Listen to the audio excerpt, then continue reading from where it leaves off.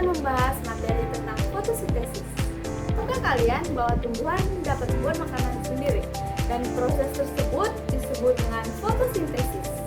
Fotosintesis dapat terjadi dengan bantuan cahaya matahari, air, dan karbon dioksida yang kemudian akan berubah menjadi makanan dan oksigen. Proses ini sangat penting karena menghasilkan oksigen yang setiap hari kita hirup serta menjadi sumber energi bagi makhluk hidup. Untuk mengetahui lebih dalam mengenai fotosintesis, ayo simak video berikut. Selamat menyaksikan. Di pagi hari, sinar matahari mulai menyentuh daun-daun hijau. Daun memiliki klorofil, yaitu zat hijau di daun yang bisa menangkap energi cahaya. Akar menyerap air dari tanah dan mengalirkannya ke daun. Air dan mineral bergerak ke daun, tempat fotosintesis berlangsung.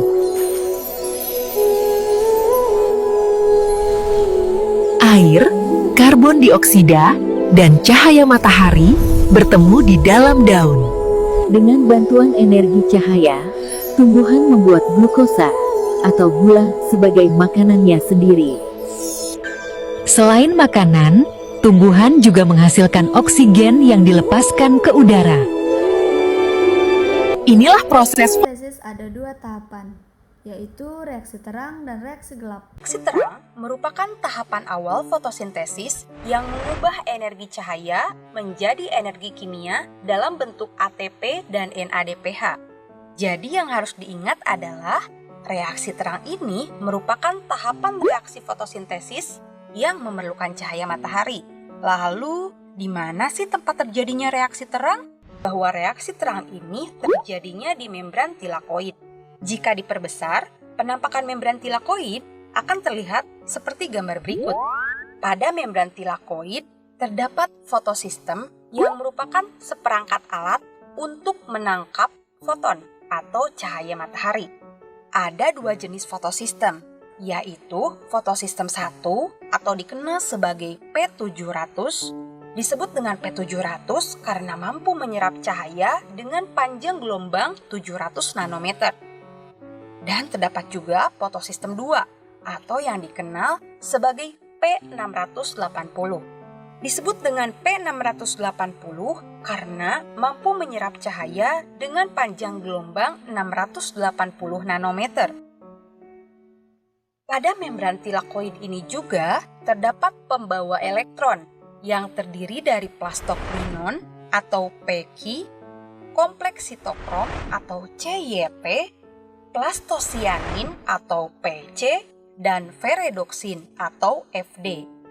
Keempat komponen ini bertugas untuk membawa elektron.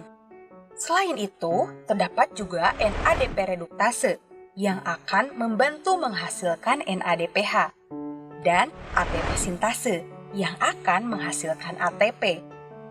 Pada reaksi terang fotosintesis terdiri dari dua reaksi, yaitu fotofosforilasi non-siklik dan fotofosforilasi siklik. Fotofosforilasi non-siklik melibatkan fotosistem 2 dan fotosistem 1, sedangkan fotofosforilasi siklik hanya melibatkan fotosistem 1 saja. Kita mulai dengan fotofosforilasi non-siklik.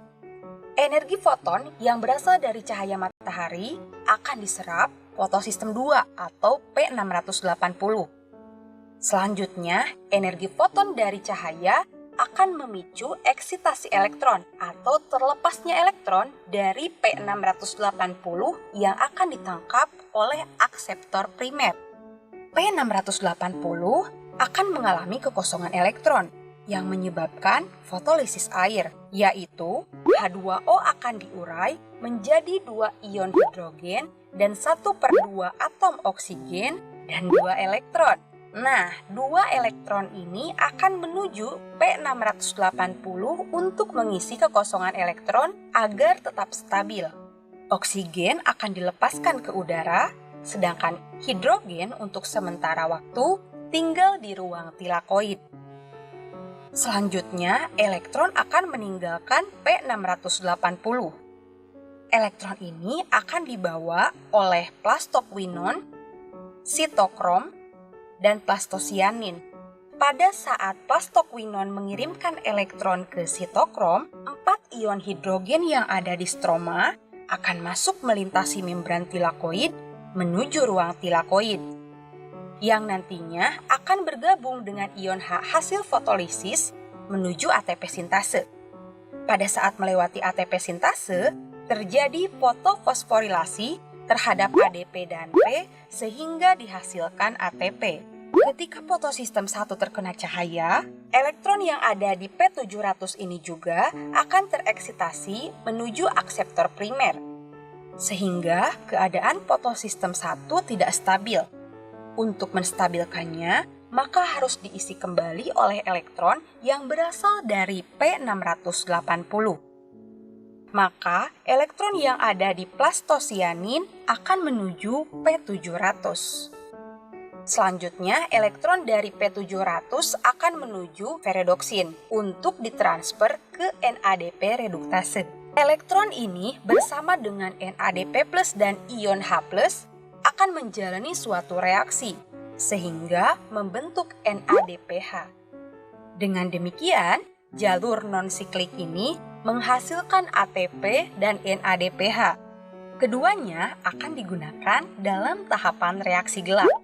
Selanjutnya, kita bahas tentang fotofosforilasi siklik. Fotosistem yang berperan pada jalur siklik ini hanyalah fotosistem 1 atau P700. Reaksi pada fotofosforilasi siklik ini diawali ketika energi foton dari cahaya matahari ditangkap oleh P700 dan mengakibatkan eksitasi elektron. Elektron yang tereksitasi kemudian akan ditangkap oleh akseptor primer yang nantinya akan dikembalikan lagi ke P700 melalui transfer elektron ferredoksin, sitokrom, dan plastosianin. Pada saat transfer elektron, terbentuk ATP yang berasal dari ADP dan P. Karena elektron kembali pada P700, maka tidak terjadi fotolisis air. Sehingga pada fotofosforilasi siklik ini tidak dihasilkan oksigen dan NADPH seperti pada fotofosforilasi non-siklik. Sistem ini bersifat siklik atau berputar. Artinya, elektron yang dikeluarkan fotosistem 1 akan balik lagi ke fotosistem 1. Hasil dari fotofosforilasi siklik adalah energi yang berupa ATP. Jadi itulah materi mengenai fotosintesis reaksi terang. Selanjutnya fotosintesis reaksi gelap. Reaksi gelap disebut juga sebagai siklus Kelvin. Alasan mengapa disebut dengan reaksi gelap karena pada prosesnya tidak membutuhkan cahaya matahari secara langsung. Sedangkan penamaan siklus Kelvin dikarenakan karena penemunya adalah Melvin Ellis Kelvin, dan reaksi-reaksi yang berlangsung berjalan berputar-putar seperti sebuah siklus. Siklus Kelvin atau reaksi gelap pada proses fotosintesis terjadi setelah adanya reaksi terang. Mengapa? Karena seperti yang telah kita bahas di video sebelumnya, bahwa reaksi terang menghasilkan ATP dan NADPH. Nah, ATP dan NADPH inilah yang akan digunakan dalam reaksi gelap. Sehingga, reaksi gelap merupakan proses masuknya ion karbon dalam bentuk CO2 yang nantinya akan menghasilkan output berupa gula. Siklus ini menggunakan ATP dan NADPH untuk membentuk gula.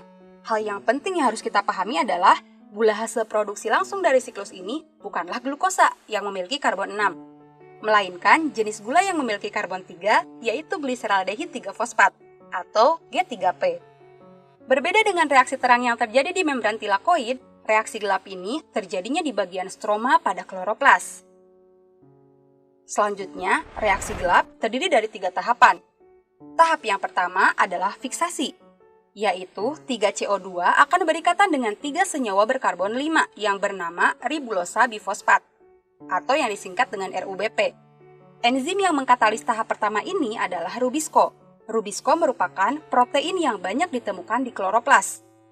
Produk yang dihasilkan tahap pertama ini adalah senyawa yang disebut dengan si karbon intermediate, yang berjumlah 3 buah. Senyawa ini berumur pendek karena keadaannya yang tidak stabil. Lalu, senyawa ini akan segera dipecah membentuk senyawa 3-fosfogliserat sebanyak 6 buah. Tahapan yang kedua yaitu reduksi. Tiap molekul 3-fosfogliserat akan menerima tambahan fosfat dari ATP membentuk 1,3 bifosfogliserat. Dibutuhkan 6 ATP untuk mengubah 6 molekul 3-fosfogliserat menjadi 6 molekul 1,3 bifosfogliserat. Selanjutnya, molekul 1,3 bifosfogliserat akan mengalami reduksi oleh NADPH sehingga menghasilkan 6 molekul gliseraldehid 3-fosfat atau G3P yang merupakan senyawa dengan karbon 3. Pada fase pengubahan 1,3 bifosfogliserat menjadi G3P ini dibutuhkan 6 molekul NADPH yang akan diubah menjadi 6 NADP+. Dan pada tahap ini, fosfat akan terlepas sehingga menghasilkan molekul G3P. Jadi setiap molekul CO2 yang menjalankan siklus ini akan terbentuk 6 molekul senyawa G3P, tapi hanya 1 molekul G3P yang dihitung sebagai hasil produk bersihnya. Sedangkan 5 sisanya akan digunakan untuk menyelesaikan siklus ini. Tahap terakhir dalam siklus ini adalah regenerasi RUBP. Selanjutnya, 5 buah G3P akan dikonversi menjadi 3 buah RUBP kembali melalui sebuah reaksi yang melibatkan fosforilasi ATP sebanyak 3 buah. Sehingga 3 ATP ini akan membentuk 3 buah ADP. Jadi untuk menghasilkan 1 molekul G3P, siklus Kelvin membutuhkan total 9 buah ATP dan 6 buah molekul NADPH. G3P yang dihasilkan dari siklus ini akan digunakan sebagai material pembentuk senyawa organik. Contohnya untuk membentuk glukosa, yang nantinya dapat digunakan untuk aktivitas tumbuhan itu sendiri, seperti digunakan untuk pertumbuhan. Oke, itu tadi pembahasan kita tentang respirasi gelap atau siklus Kelvin. Nah, jadi alasan kenapa kita butuh oksigen adalah karena pernapasan manusia termasuk ke dalam katabolisme yang memecah senyawa kompleks jadi lebih sederhana. Berarti dalam proses respirasi sel, kita butuh oksigen untuk membakar gula supaya menghasilkan energi. Sedangkan kalau fotosintesis masuknya ke anabolisme yang membentuk senyawa sederhana jadi senyawa kompleks. Sehingga alasan kenapa tumbuhan butuh karbon dioksida karena dia butuh karbon untuk diubah menjadi bahan organik, yaitu gula.